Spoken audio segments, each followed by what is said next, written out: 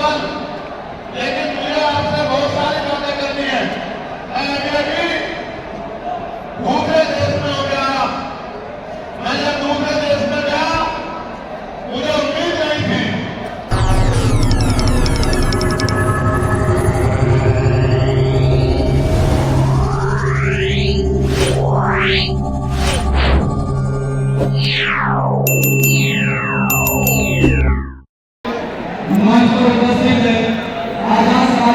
हमने अगले वीडियो में देखा जो कुछ जो अभी वीडियो बना रहे हैं उसमें आपका भाषणबाजी होगा, तो सारे नेताओं के भाषण सुनने को मिलेंगे। इसी क्रम में उत्तराखंड के प्रदेश अध्यक्ष महेश सिंह बोल रहे हैं, सुनाते हैं, वो बने रहिए। आदरणीय लोकेश चंद्रशेखर आजाद जी के द्वारा आह्वान किया गया था कि पूरे देश के अंदर भारत बंद का समर्थन भीम आर्मी भारत जनता मिशन व आजाद समाज पार्टी के लोग करेंगे। तो मात्र 24 घंटे के समय में आप लोगों ने अपने अपने प्रदेशों में सड़कों को जाम करके दिखाया था। उस ताकत का एहसास इन मनवादी सरकारों को आप लोगों ने कराने का काम किया था और आप लोगों ने कहा था कि ये तो सिर्फ ट्रेलर है, पिक्चर अभी बाकी है।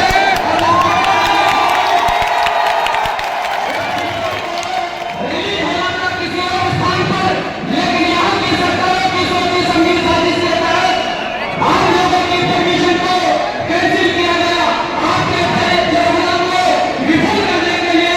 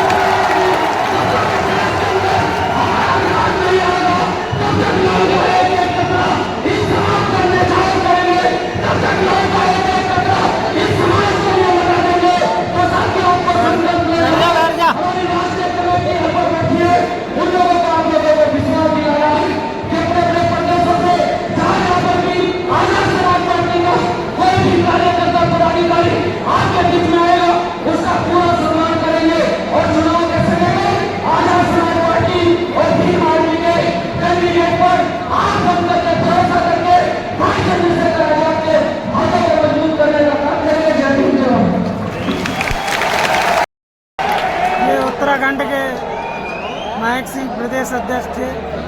बहुत अच्छा काम कर रहे हैं, बहुत अच्छा बोलते हैं। साथियों, इसी कड़ी में दूसरे पदाधिकारी बोलेंगे। साथियों, कुर्सी न मिलने के कारण देखो दीवारों पर ऊपर चढ़ गए हैं। कितना खतरा मोल लेकर ये लोग दीवारों पर चढ़ रहे हैं। अचानक कहीं गिर गए नीचे तो बुरा हाल होगा इनका।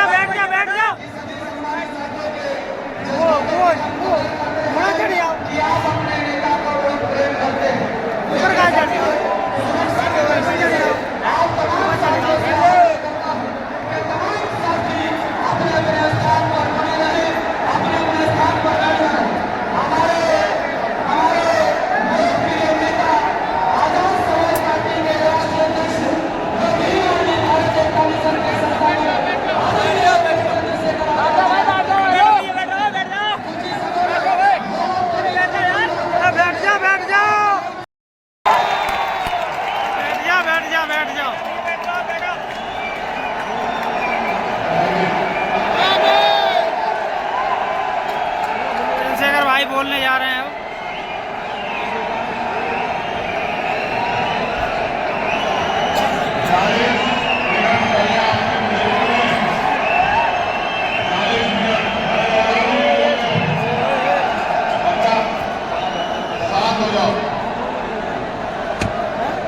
बिल्कुल साथ हो जाओ, जिससे कि मैं अपनी बात को कैसा हमारे साथियों, आज मेरे कंधों पे, आजाद समाज पार्टी के कंधों पे, भीम आर्मी के कंधों पे, बहुजन समाज के लोगों के कंधों पे जिम्मेदारी है कि जो एकता बहुजन समाज में हमारे महापुरुष बनाए गए, वो एकता टूटनी नहीं चाहिए किसी भी कीमत पर। ये हमारे लोगों की जिम्मेदारी है, हमारे केंद्र के समाज की, हमारे कर्मचारियों की, हमारे अधिकारियों की, हमारे नेताओं की, हमारे विधानसभा सेंट्रल बूथ से लेकर जिले, मंडल, प्रदेश और राष्ट्रीय पदाधिकारी की जिम्मेदारी है कि जो एकता हमारी बनी है वो टूट नहीं चाहिए। दुश्मन किसी भी सूरत में कामयाब नहीं होना चाहिए, इस बात का हमें ध्यान रखना है। अभी ये रैली करने की जरूरत क्यों पड़ी, ये आवाज उठाने की जरूरत क्यों पड़ी, इसके पीछे भी कई कारण है। और मैं अपने नेताओं से आग्रह करूंगा कि वो आज के बाद कमर कसले और गांठ बांध ले कि जो प्रयास भाजपा आरएसएस के लोगों ने किया है हमारी एकता को कमजोर करने का, किसी भी कीमत पे वो एकता कमजोर नहीं होनी चाहिए। इस बारे में आप लोगों को ध्यान रखना है। इस देश में वो लोग भी शासन सत्ता में है जिनके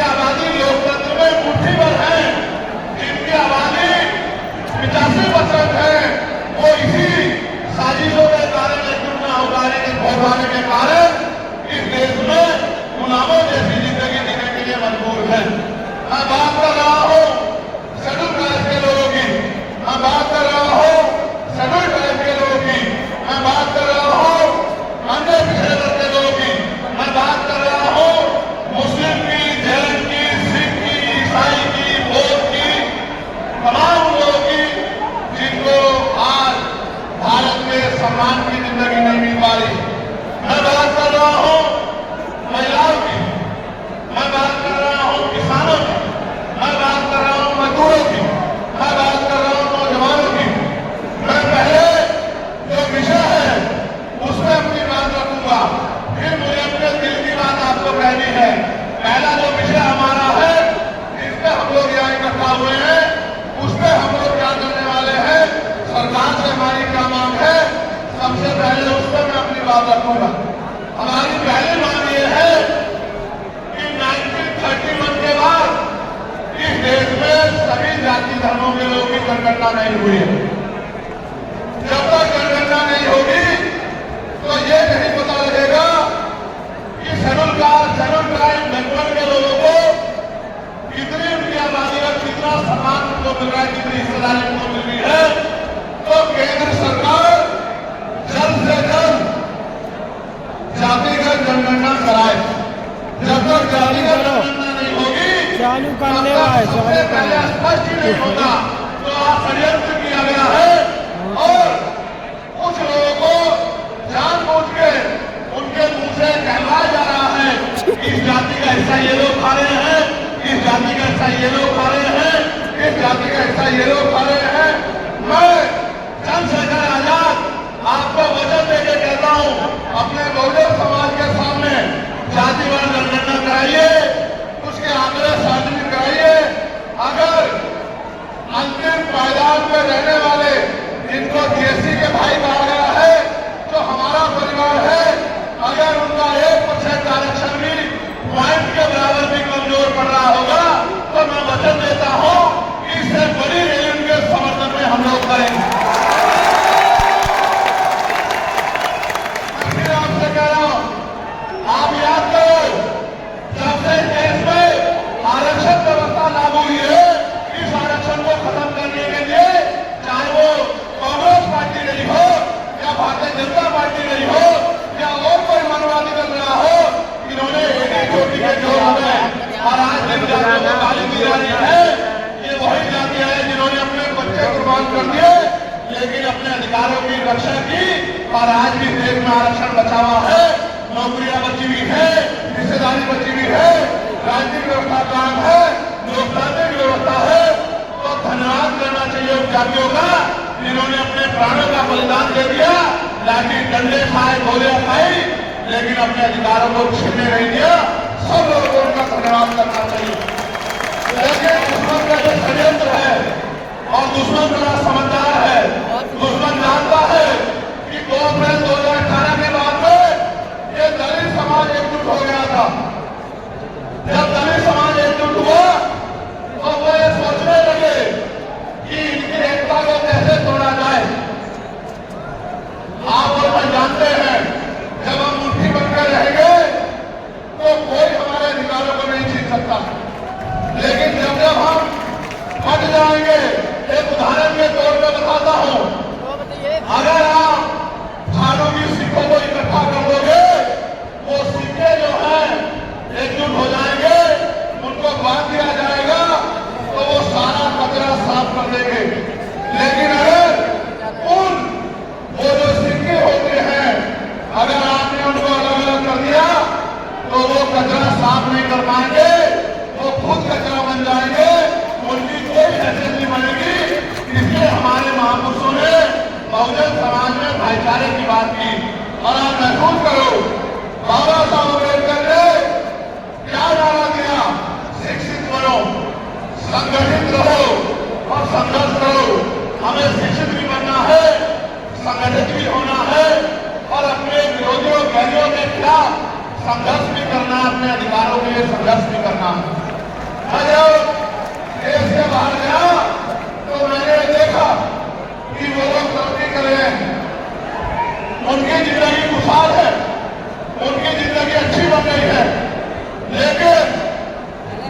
उनकी जिंदगी तो अच्छी बन रही है, लेकिन 75 साल की आजादी के बाद आज भी भारत में 80% लोग ऐसे हैं जो रोटी कपड़ा मकान से वंचित है, जिनको इज्जत की जिंदगी नहीं मिल रही। तो मैं देख रहा था, मुझे बड़ी खुशी हो रही थी, लेकिन जब मैं भारत की तरफ देखता हूँ तो बड़ी निराशा हाथ लगती है।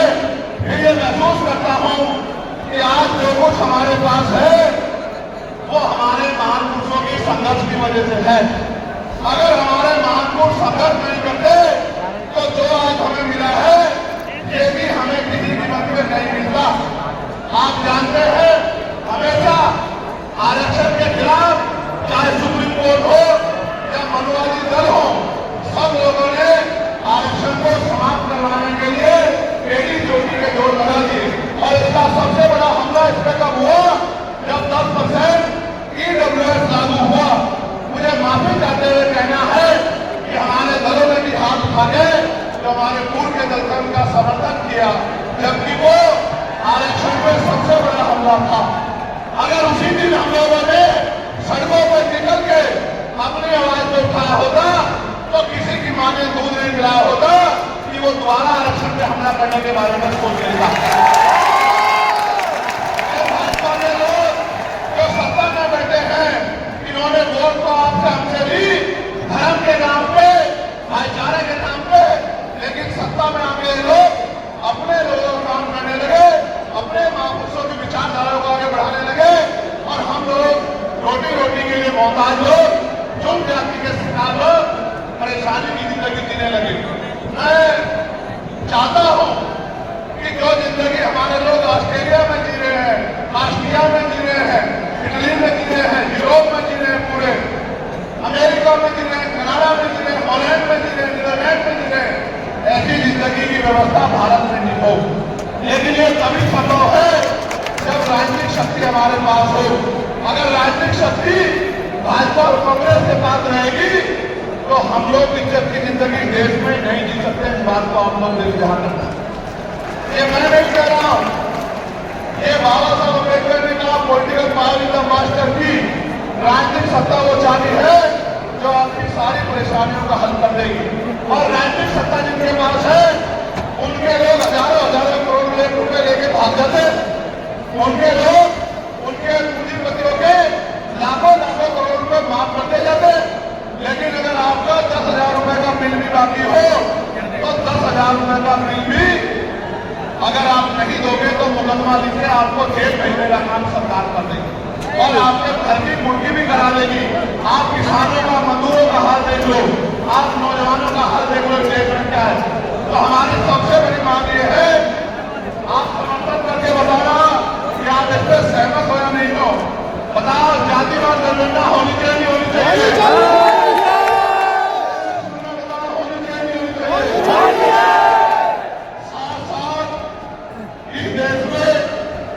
जातिवाद जनगणना के साथ साथ जितने भी सरकारी संस्थान हैं, चाहे वो जुडिशरी हो जहां से हमारे खिलाफ लगातार फैसले आते हैं, चाहे वो आर्मी हो, चाहे वो और कोई सरकारी संस्था हो, सब लोग सब जगह में आरक्षण व्यवस्था लागू होनी चाहिए। बताओ, होनी चाहिए नहीं होनी चाहिए?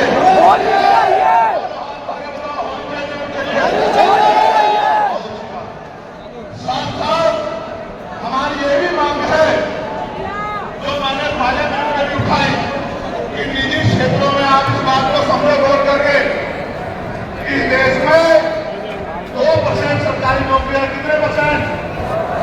जोर से बताओ। 98% प्राइवेट सेक्टर है। कुछ ऑर्गेनाइज है, कुछ अनऑर्गेनाइज है। आप ये देखो, 2% में तो बंटवारा है, लेकिन 98% में पुरानी सत्ता वाले लोग और आज की सत्ता वाले लोग साफ मार के बैठे हैं। ना वहाँ SC/ST के लोगों का कोई प्रतिनिधित्व है, ना OBC के लोगों का है, ना ही मुस्लिम लोगों का है। तो हमारी मांग ये भी है कि अब समय आ गया है कि निजी क्षेत्रों में भी आरक्षण की व्यवस्था होनी चाहिए। होनी चाहिए नहीं होनी चाहिए? बताओ। होनी चाहिए।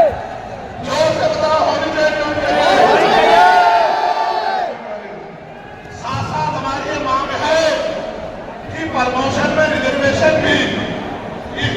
लागू होना चाहिए। शेड्यूल कास्ट, शेड्यूल ट्राइब और बैकवर्ड के लोगों के लिए प्रमोशन में रिजर्वेशन भी सरकारी संस्थानों में लागू होना चाहिए। लागू होना चाहिए, लागू होना चाहिए, बताओ, जोर से बताओ। हमारी ये भी मांग है कि मंडल कमीशन की बाकी सिफारिशें भी लागू होनी चाहिए, क्योंकि जब तक मंडल कमीशन की बाकी सिफारिशें लागू नहीं होगी तब तक पिछड़े वर्ग के लोगों को बराबर की हिस्सेदारी और सम्मान नहीं मिलेगा। हमारी ये भी मांग है, सरकार कह रही है कि क्रीमी लेयर लागू करना चाहिए और जज साहब भी कह रहे क्रीमी लेयर लागू करना चाहिए। मैंने पार्लियामेंट में पूछा कि भारत में कितने शेड्यूल कास्ट के लोग, शेड्यूल ट्राइब के लोग अरबपति बन गए, इसका डाटा आपको सार्वजनिक करना चाहिए, आर्थिक आंकड़े सार्वजनिक करने चाहिए, तब हमें पता लगेगा कि क्रीमी लेयर कितनी में आए नहीं आए। आपको शायद जानकारी नहीं है, मैं आपको बताता हूँ, आज भी बहुत सारे पदों को NFS करके साथियों कार्यक्रम खत्म हो गया है और भीड़ बहुत है। 2:30 बजे कार्यक्रम खत्म हुआ है, बहुत भीड़ है। यहाँ कुछ बट रहा है, गोबर मच रहा है और पैर रखने की जगह नहीं है। लाखों की संख्या में लोग हैं। बहुत ही जमावड़ा छूट गया कार्यक्रम। जिस साइड देखो तो नीले गमछा वाले लोग ही दिख रहे हैं।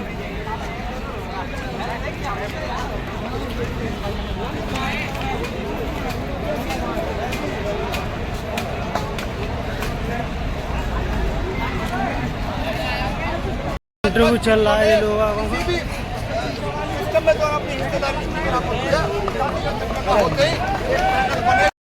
सचिव कमल वालिया जी। साथियों ग्राउंड में भीड़ बहुत थी और समय हो गया था घर का चलने का, इसलिए घर पे निकल चुके हैं हम। और इस ब्लॉग को ये लंबा हो जाएगा, यहीं एंड करता हूँ। हमारे चैनल को बहुजन विचार ब्लॉग को सब्सक्राइब और शेयर जरूर करें, लाइक करें। साथ में मिलते हैं दूसरे वीडियो में। जय भीम।